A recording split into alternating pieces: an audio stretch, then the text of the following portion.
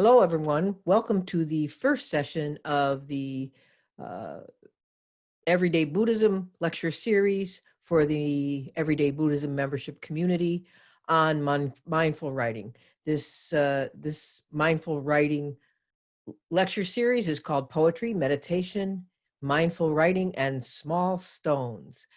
This will be available to the Everyday Buddhism membership community, but I'm releasing this one open to the public to see if you might be interested. We're going to do a practice that will last all of October, so it's sort of like a workshop. Do not worry, it's not a workshop on writing or poetry. It's a workshop on a different way to do meditation and mindfulness through writing. Um, a little bit about how this came about. First of all, let me tell you a little bit about how writing uh, is related to meditation and mindfulness and Buddhism in general across the course of history. In the Tricycle article by Gary Snyder, the article is called Just One Breath, the Practice of Poetry and Meditation. He writes, quote, meditation is not just a rest or retreat from the turmoil of the stream of the impurity of the world. It is a way of being the stream so that one can be at home in both the white water and the eddies. Meditation may take one out of the world, but it also puts one totally into it. Poems are a bit like this too. The experience of a poem gives both distance and involvement. One is closer and farther at the same time, unquote. Now, in this series, I hope to introduce you to a new way of practicing mindfulness through writing. As Gary Snyder wrote, meditation can put you totally into the world, even as it takes you out of it. Mindfulness and meditation are practices of deliberate attention that can create also a spacious awareness of what is and help us escape the narrow box in our heads where the thinker sort of is trapped there. So focusing in on what is happening at any one moment, what is, doesn't narrow our awareness, even though you're focusing in, but instead opens us up to what is outside of our concepts of self and what we think we are seeing. A note of caution, however, and I said this at the beginning and I'll just reemphasize it here, is this will not be a writing course, but a practice of engaged seeing, hearing, and feeling with the objective of capturing moments and expressing them through writing. This does not mean you need to be a poet nor a writer. You don't even have to be one that ever kept a journal. Poetry is not something only poets do. Gary Snyder explained more about that in that Just One Breath article I referred to at the beginning. He said, quote, in spite of the contemporary public perception of meditation and poetry as special, exotic, and difficult, they are both as old and as common as grass. The one goes back to essential moments of stillness and deep inwardness, and the other to the fundamental impulse of expression and presentation. Now, Gary Snyder emphasizes that poetry has been a part of Buddhism for thousands of years, from the 2,500-year-old song of the forest-dwelling monks and nuns of India to today. Poetry is highly respected in Chinese literary culture, and many of the best-known poets, like throughout the Chinese canon, are touched with Chan and Taoist insight. Now, Snyder continues to explain how Chan teachers asked their students to write a few lines of poetry that they called capping verses, as a way of explaining their own understanding of the teachings. And I will share, actually, in our Bright Dawn Lay ministry training, we too were required to write that exact thing, capping phrases, on our reading. They weren't poetry, but small bits of writing that apply directly to our everyday lives and designed to help us in remembering what we identified as the key teachings in the readings. And some of my fellow students, and actually students in later classes that I helped facilitate, came up with some unbelievably catchy and brilliant little pieces, some of which I borrowed from my own capping phrases. As Snyder wrote about these capping phrases, he said, quote, "They are valued not for the literary metaphor, but for the challenge presented by the exercise of physically actualizing the metaphor in the present." In other words, expressing what is at the very moment. Later in the article, he goes on to talk about Buddhist poetry. Specifically, he wrote, quote, "The ultimate subject matter of a mystical Buddhist poetry is profoundly ordinary."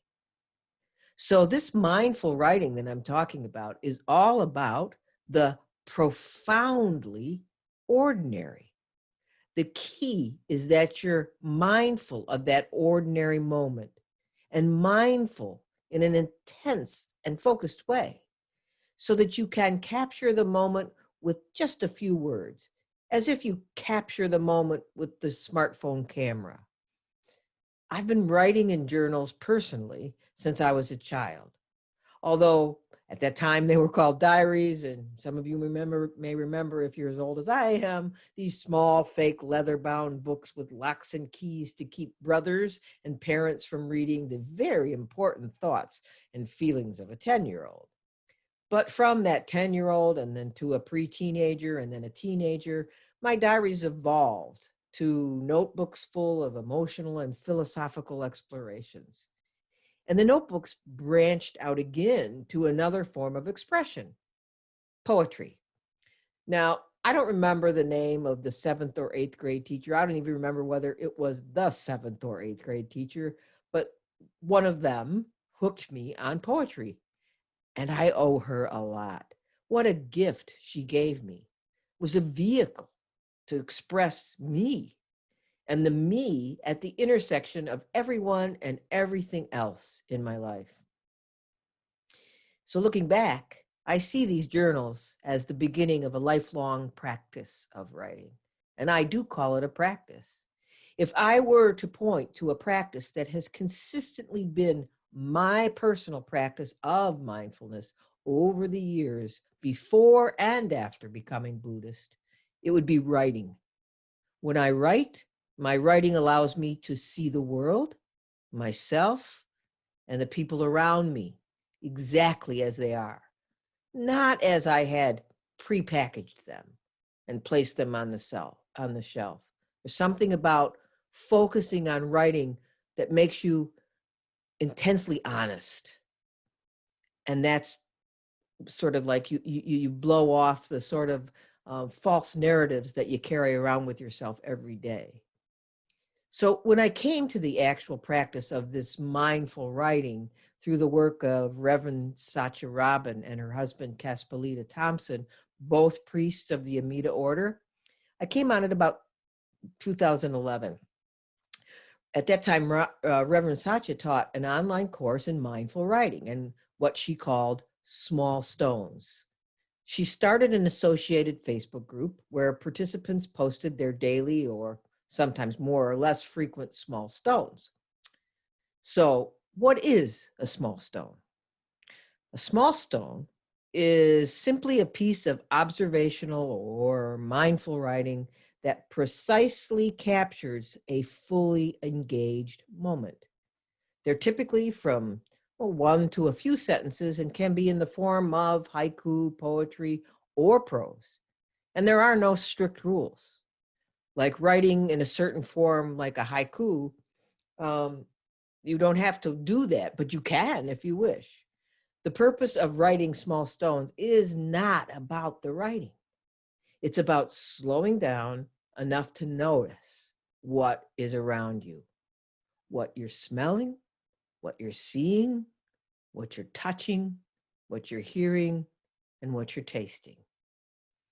Quoting Satya Rabin, quote, Writing small stones helps us to step outside of our whirling head, which preoccupies most of us for most of the time. It is a discipline to notice at least one thing outside of ourselves every day. Small stones will help you connect to the world in all of its richness and complexity and juiciness, unquote. She also goes on to explain about why and how to write these small stones. She says, quote, when we translate something we've seen or experienced into words, it is necessary to pay more attention than we usually would. And I'll add, be more honest. A few minutes of mindful attention, even once a day, helps us to engage with the world in all its beauty, and sometimes in all its ugliness. Small stones are everywhere, all of the time. All you have to do is pause and let them appear to you. You'll know when you see one because it will set off a small burst of feeling inside of you. It could be that you really notice the ugliness of a piece of chewed gum on the pavement, or the beauty of a pigeon, or you overheard a snippet of conversation that struck you as amusing or maybe even strange. Whatever you notice, you'll be noticing it with fresh eyes. So how do you do it? Well, here's a little bit about how to find and pick up your small stones during the day. So number one, you keep your eyes, nose, mouth, fingers, ears, and most importantly, mind open. Two, notice something, anything.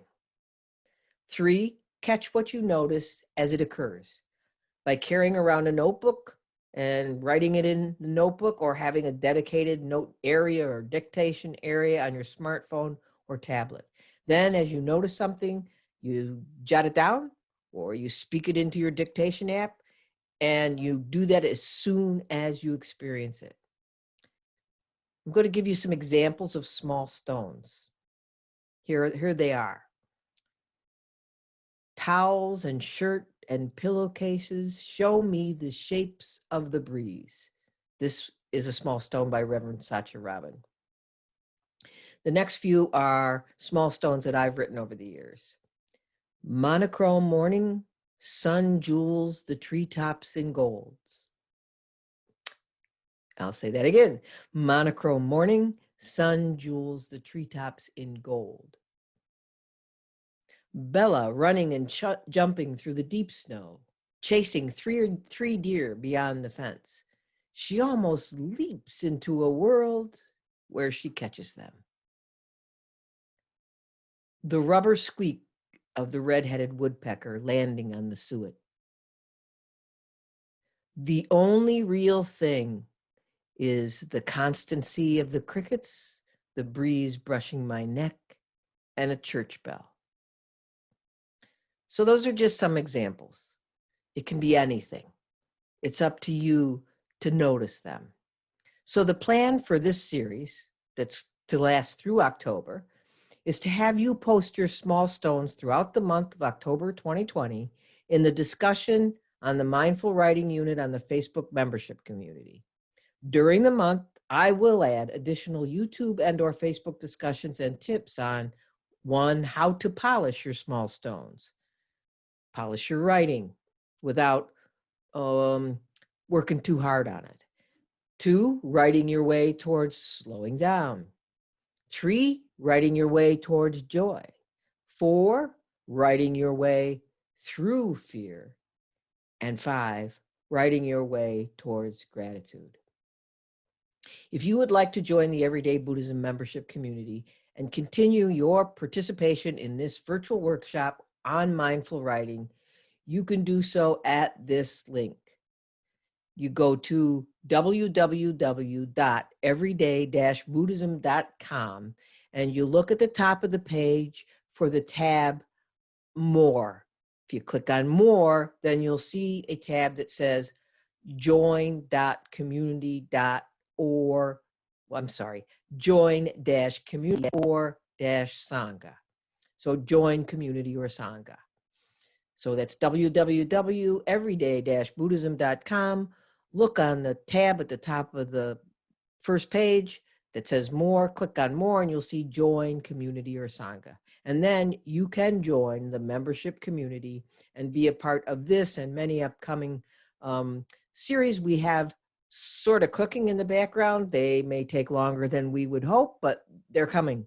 So that everyday Buddhism membership community is $5 a month. You could also join the Everyday Sangha, which allows entry to the every other week Thursday evening virtual Sangha meetings and access to the recordings of the Dharma talk of the Everyday Sangha meetings. And that also allows you, automatically enrolls you or has you join the membership community. So it's one or the other. I hope this was interesting to you. Reach out with any questions. You can send them through my website. You can contact me there and send them through my website on the contact me button. And I would be happy to respond to any questions you have about this or anything else we've got cooking. So have a good day, and I hope to see you around the mindful writing community.